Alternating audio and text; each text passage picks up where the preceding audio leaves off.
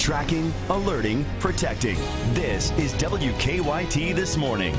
Now at 5 a.m. on WKYT, a tractor-trailer driver nearly hits police officers and emergency crews while trying to get around a police barricade in Clark County. WKYT News caught the crime on camera. Firefighters calling a Nicholasville fire suspicious after it consumed a 200-year-old apartment building. It also put a pregnant woman in danger. And WKYT with an exclusive. We catch up with a former UK football player injured after a fall at Commonwealth Stadium. One of those stories and more, and breaking news as it happens. It's coming up on WKYT This Morning. It's Friday. Good morning and welcome. It's good to have you with us. I'm Bill Bryant. And I'm Rebecca Smith. The big talk yesterday, I know, when I was making my errands around town was that the rain. Yeah, and here it comes, you know, for the weekend. With so many people, a lot to do, you know, with trying to decorate and shopping, etc. Let's check in with Micah right now. He's tracking that rain on our First Alert Defender. Good morning. Hey, good morning, guys. Yeah, it's very widespread, but it's not very heavy as of right now. Now, as we go throughout the day, I think things really start to kick up, especially as we head in toward the afternoon and off into the night. That's where we're starting to see some of that rain spread across the area, especially north and southbound. Now, southbound, you have more moderate showers working its way across the Cumberland area and back toward just south of the Hal Rogers Parkway. So all that's going to be streaming toward the northeast. But also, I want to show you this. It's chilly rain now. We're in the 40s. But you see the green showing up in southern Kentucky? All that's going to be moving northbound, so it won't be as cold as we get toward the afternoon with temperatures in the mid to upper 50s. Soggy day today. That goes for tomorrow, too. But Sunday actually looks pretty nice. And I'll go over all those latest details coming to you in about 10 minutes. All right, we'll see you then, and let's get to the news. New this morning, a bizarre case we've been following overnight out of Clark County. Quincy Collier is in jail this morning after police say he tried to go around a police blockade that had been set up after a car crash. WKYT crews managed to catch the driver on camera as he nearly hit police officers and emergency crews. WKYT's Mark Barber is live from where the wreck happened. Mark, good morning to you. Good morning, Bill. The close call happened here at Lexington Avenue and the bypass road around 12:30 this morning. Now, police said that's when a driver lost control on the slick roads, crossed the median, and crashed into another driver in the other lane. Police say two people were both rushed to the hospital from that crash. I'm told both of them have non-life-threatening injuries.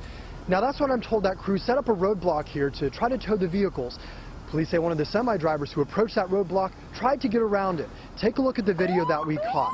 The semi-driver, you can see, crosses the median here and tries to blow right past that roadblock. Police say that's when he nearly hit an officer in a cruiser and also nearly hit emergency workers trying to clear the wreck. Now, police say that man behind the wheel, 37-year-old Quincy Collier of Clay City, is charged with wanton endangerment and reckless driving. Live in Winchester, Mark Barber, WKYT. Well, firefighters think a fire that destroyed a central Kentucky apartment building is suspicious. Right, a fire destroyed a nearly 200-year-old log cabin building in Nicholasville near the intersection of First and Walnut Streets there in town. WKYT's Whitney Wetzel is live from the scene of that fire with the latest on the investigation. Whitney, good morning.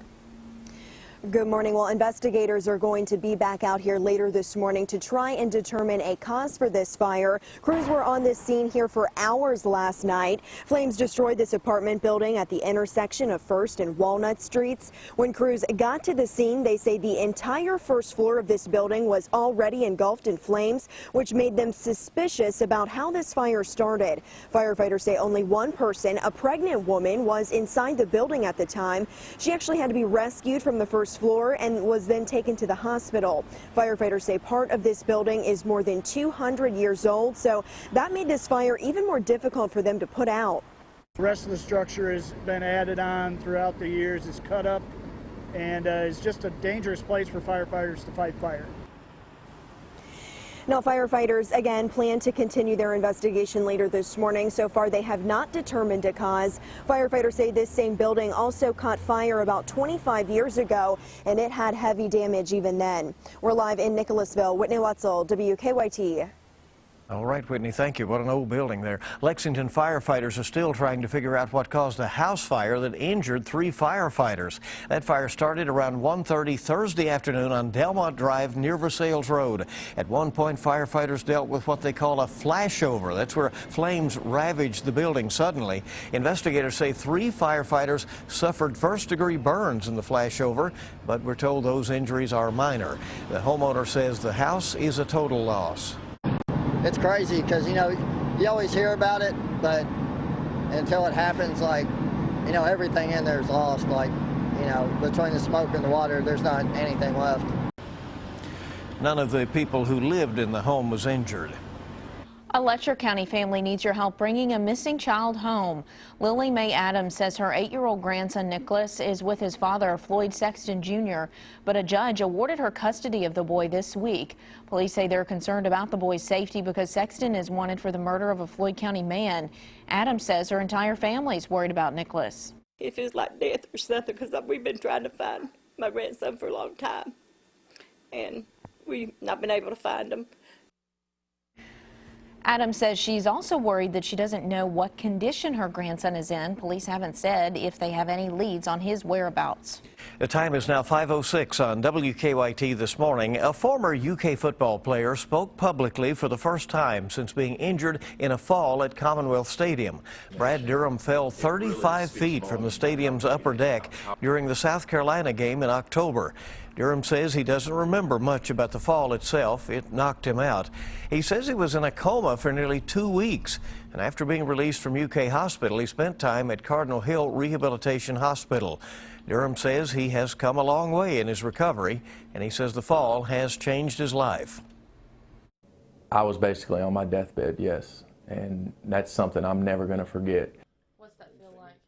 Durham says he still goes to hand and physical therapy 3 times each week, but he's back working full-time in Lexington. He also says the support of the Big Blue Nation has helped him over the last few months. The Fayette County Board of Education has named an acting superintendent for Fayette County Public Schools. It will be the second time she's actually had the job. The board unanimously chose Dr. Marlene Helm as acting superintendent. She'll be taking over for Dr. Tom Shelton when he steps down at the end of the month. Dr. Helm was acting superintendent for 3 months in 2004 before Stu Silberman was hired.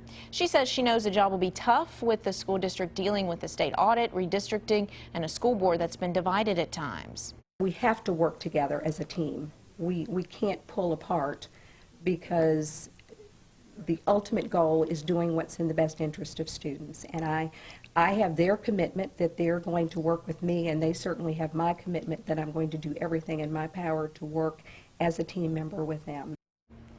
Helm's contract allows her to work up to 12 days this month in order to overlap with Shelton. Her contract extends through June 30th since the school board hopes to have a permanent superintendent named by July 1st. Helm will earn about $1,000 a day. That's slightly less than Shelton's rate. Looks like she's ready to get to work. Well, with heavy rain in the forecast, some Christmas parades planned around the state have been postponed or canceled.